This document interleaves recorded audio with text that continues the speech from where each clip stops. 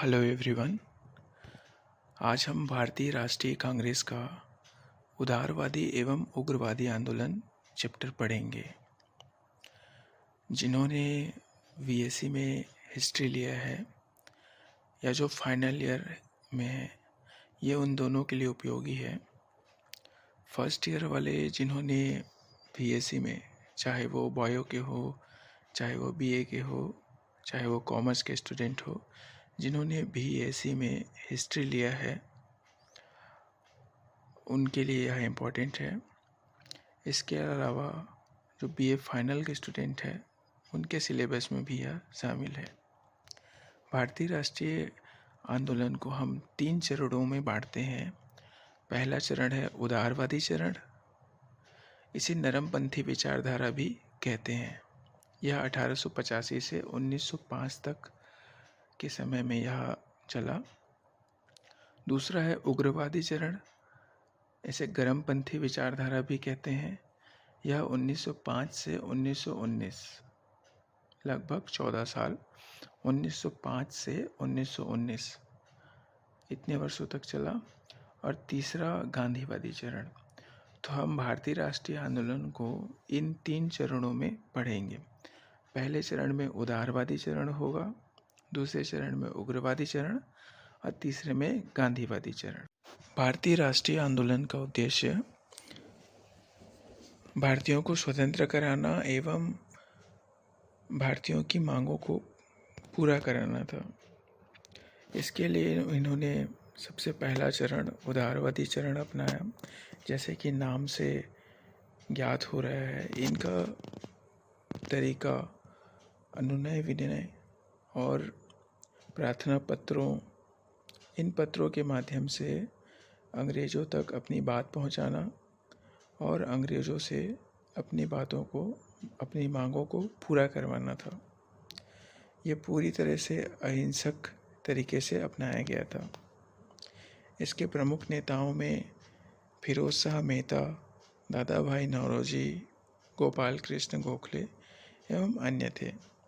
3 नाम हम याद करते हैं अच्छे से: गोपाल कृष्ण गोखले, दादा भाई नौरोजी और फिरोज शाह मेहता। इसके पश्चात उग्रवादी चरण आता है। जैसे कि नाम से प्रतीत हो रहा है कि यह इस विचारधारा को मानने वाले व्यक्ति अपनी मांगों को पूरी करने के लिए कुछ हड़ताली स्वरूप या कुछ राष्ट्रीय आंदोलन, बहिष्कार जैसे कुछ कठोर कदम उठाएंगे। दरअसल 1905 से 1919 के मध्य भारत में कुछ ऐसी परिस्थितियां निर्मित हुई जिससे भारतीयों के मन में यह भावना जागृत हुई कि उदारवादी नेताओं के द्वारा भारत को आज़ाद कराने के लिए या भारतीयों के लिए जो मांगे रखी जा रही हैं वो पूरी नहीं हो रही हैं या उनकी आकांक्षा के अनुरूप पूरी नहीं हो रही है। इसलिए एक ऐसा वर्ग भी उत्पन्न हुआ जो एक नए तरीके से, अलग तरीके से भारतीयों की मांगों को पूरी करवाना चाहता था। इनका मानना था कि अंग्रेज गूंगे हैं, उनको सुनाई नहीं देता है, इसलिए कोई कठोर कदम उठाया जाए जिससे अंग्रेज़ों को सुनाई दे। इसके लिए उन्होंने हड़ताल, बहिष्कार, स्वदेशी वस्तुओं का प्रोत्साहन और विदेशी वस्तुओं का होली जलाना, अंग्रेज़ों के जो राष्ट्रीय विद्यालय थे, अंग्रेज़ों के जो कोर्ट थे, इनका बहिष्कार करना और अपने स्वयं के कोर्ट का स्थापना करना, अपने स्वयं के राष्ट्रीय विद्यालयों की स्थापना करना और वहाँ बच्चों को शिक्षा देना, अंग्रेज़ों को टैक्स ना देना, इस प्रकार के उपाय किए गए। राष्ट्रीय आंदोलन का तृतीय चरण गांधीवादी चरण के नाम से जाना जाता है। इन राष्ट्रीय आंदोलनों में गांधी जी सबसे प्रमुख नेता बनकर उभरे थे इस अवधि में, इसलिए इस चरण को गांधीवादी चरण कहा जाता है। हमारे इस चैप्टर में हमें उदारवादी और उग्रवादी यही 2 चरण को पढ़ना है, गांधीवादी चरण को नहीं पढ़ना है। उदारवादी चरण 1885 से 1905 के बीच में रहा। ये 20 वर्षों तक रहा भारतीय इतिहास में 1885 से 1905 ईस्वी तक का चरण उदारवादी चरण के नाम से जाना जाता है, क्योंकि इस चरण में आंदोलन का नेतृत्व मुख्यतः उदारवादी नेताओं के हाथों में रहा। ये नेता उदारवादी नीतियों तथा अहिंसक विरोध प्रदर्शनों में विश्वास रखते थे। ये नेता उदारवादी नीतियों तथा अहिंसक विरोध प्रदर्शनों में विश्वास रखते थे। इनके विचारधारा और कार्य प्रणाली कैसे थे वो देखते हैं। उदारवादी अंग्रेजों की न्यायप्रियता, क्रमिक सुधार। इन्हें लगता था कि अंग्रेज, जो उदारवादी अंग्रेज हैं, वो न्यायप्रिय हैं। अंग्रेज क्रमिक सुधार करना चाह रहे हैं, भारतीय भी क्रमिक सुधार करना चाह रहे हैं। शांतिपूर्ण और रक्तहीन संघर्ष में विश्वास करते थे। ये जो उदारवादी चरण के व्यक्ति जो थे, जो नेता थे, ये उदारवादी अंग्रेजों की न्यायप्रियता, क्रमिक सुधार, शांतिपूर्ण एवं रक्तहीन संघर्ष में विश्वास करते थे। उन्होंने विरोध हेतु संवैधानिक तरीकों को अपनाया। उन्हें ब्रिटिश संसद पर पूर्ण विश्वास था। उनकी शिकायत केवल भारत में वायसराय एवं उनकी काउंसलिंग के ब्रिटिश कानून के खिलाफ था। अर्थात जो ब्रिटेन संसद था, उन पर इनको पूर्ण विश्वास था। इनकी शिकायत केवल ब्रिटेन से जो भारत में आए हुए अधिकारी थे, जो सबसे बड़े अधिकारी वायसराय थे, और वो उनकी वायसराय की जो एक काउंसलिंग थी, एक तरह से वायसराय का जो सहायता करने के लिए जो समिति थी, इन्हीं के ये लोग खिलाफ थे। नरमपंथी आश्वस्त थे कि अंग्रेजों का मूल्य उद्देश्य भारतीयों के प्रति न्यायपूर्ण होना था। उनका मानना था कि याचिकाओं, प्रस्तावों, प्रतिनिधि मंडलों, पर्चों और बैठकों के माध्यम से जनता की मांगों और जनता के विचारों को अंग्रेजों के सामने पेश करने से उन्हें न्याय मिलेगा। उन्होंने 2 पद्धतियों को नियोजित किया। पहला, एक मजबूत जनमत बनाकर राष्ट्रीय भावना को जागृत करना, अर्थात बहुत सारे लोगों को अपने साथ मिलाना और उन लोगों के मन में राष्ट्रीय भावना को जागृत करना। दूसरा, ब्रिटिश सरकार को उनकी मांग के तर्ज पर सुधार लाने के लिए राजी करना। नरमपंथियों की विधि को 3P के रूप में जाना जाता है। 3P। पहले P से है प्रे, अर्थात प्रार्थना करना। प्रे करना मतलब प्रार्थना करना कहा जाता है। दूसरा है पेटिशन, पेटिशन मतलब याचिका। तीसरा है प्रोटेस्ट। इनको 3P के नाम से जाना जाता है। Pray, petition, protest. Pray, petition, protest. अब उदारवादियों की क्या मांगे थी उसको देखते हैं। इनकी सबसे पहले संवैधानिक मांगे थी। प्रशासन में भारतीयों की भागीदारी बढ़ाई जाए। दूसरा, कार्यपालिका और न्यायपालिका पृथक्करण किया जाए। केंद्र और प्रांतों में विधान परिषद और विधानसभा का विस्तार किया जाए।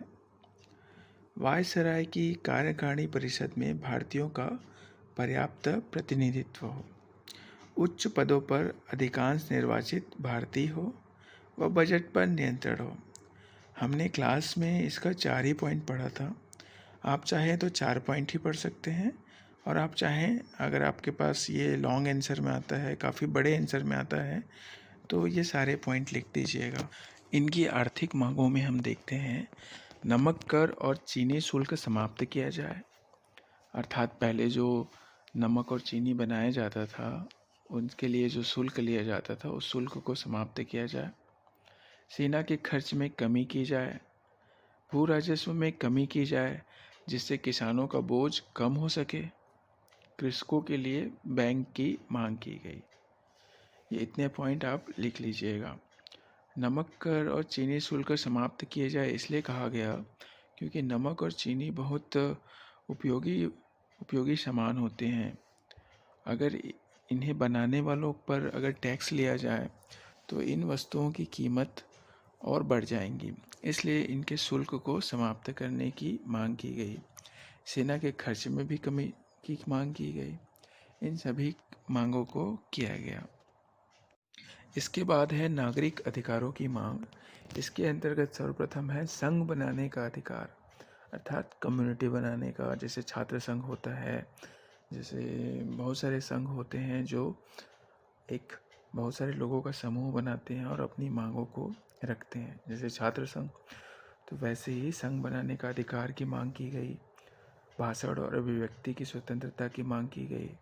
स्वतंत्र प्रेस का अधिकार की मांग की गई। ये 3 मांग की गई। अब आगे हम उदारवादी चरण की उपलब्धियां देखते हैं। तो पहली इनकी उपलब्धि थी कि भारतीय व्यय पर वेल्बी आयोग का गठन किया गया। भारतीय व्यय पर वेल्बी आयोग का गठन किया गया। दूसरा, भारत और इंग्लैंड में एक साथ परीक्षा आयोजित करने के लिए हाउस ऑफ कॉमन्स में एक प्रस्ताव पारित किया गया था।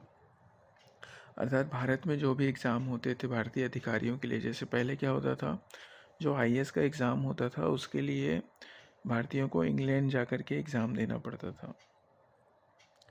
तो उदारवादी नेताओं की एक मांग थी कि भारत और इंग्लैंड में एक साथ परीक्षा हो। तो इस मांग को अंग्रेज़ों के द्वारा एक तरह से मान लिया गया था और हाउस ऑफ कॉमन्स में इसके लिए प्रस्ताव पारित भी किया गया था।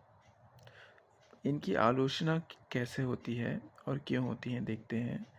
तो प्रार्थना और याचिका पद्धति का उपयोग करने के कारण उनकी आलोचना की गई। भारतीय राष्ट्रीय आंदोलन के उदारवादी चरण में जन भागीदारी का अभाव था और इसमें केवल एक संकीर्ण सामाजिक आधार ही शामिल था। देखिए क्या है, जो भारतीय राष्ट्रीय आंदोलन का जो उदारवादी चरण था उसमें केवल शिक्षित भारतीय, जो उच्च शिक्षित भारतीय थे, जो अमीर थे, केवल यही शामिल थे। इसमें केवल एक यही वर्ग ही इस आंदोलन में शामिल था। भारत में और भी वर्ग थे, जैसे कि मध्यम वर्ग, जैसे कि गरीब वर्ग, जैसे कि मध्यम और निम्न के बीच का एक वर्ग। तो ये वर्ग इन आंदोलनों में शामिल नहीं हुआ। तो इसीलिए इसमें कहा गया कि इसमें केवल और केवल जो उच्च शिक्षित और अमीर वर्ग थे, केवल वही इसमें शामिल थे।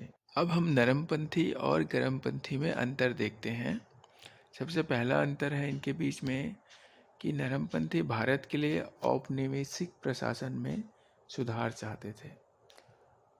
नरमपंथी तुरंत आज़ादी नहीं चाहते थे। वो ये नहीं चाहते थे कि अंग्रेज़ भारत छोड़ के तुरंत चले जाएं। वे चाहते थे कि अंग्रेज़ भारत में रहें और भारत में सुधार करें। जैसे उस समय अंग्रेज़ ऑस्ट्रेलिया में, कनाडा में, न्यूजीलैंड में जो सुधार कर रहे थे, वैसा ही सुधार वो भारत में भी करें। पर गर्मपंथी चाहते थे कि हमें स्वराज चाहिए। यह अंग्रेज़ों पर विश्वास नहीं करते थे।